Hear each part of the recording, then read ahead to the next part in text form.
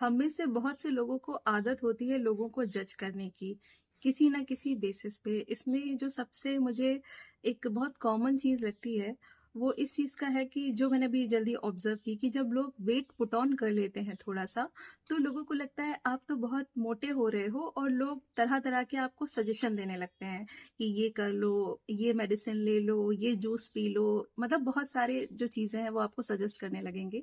बजाय ये जानने की कि एक्चुअल रीज़न क्या हो सकता है कि अगला इंसान वेट क्यों पुट ऑन कर रहा है। मे बी वो मेडिसिन्स खा रहा हो, मे बी उसको कुछ हेल्थ इश्यू हो, जिसकी वजह से कुछ टाइम के लिए उसने वेट पुट ऑन किया है, बाद में वो वर्कआउट करके या कैसे भी मैनेज करके नॉर्मल कर लेगा।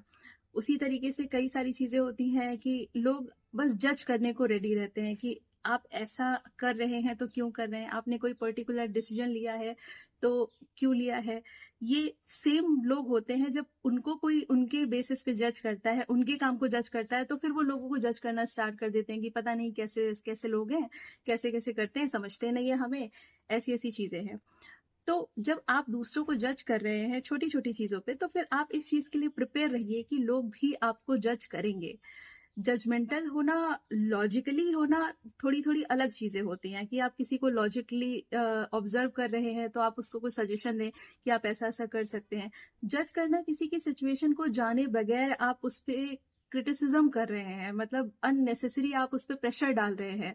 उसको गिल्टी फ़ील करवा रहे हैं क्योंकि वो किसी पर्टिकुलर सिचुएशन में स्टक है या कोई सिचुएशन फ़ेस कर रहा है।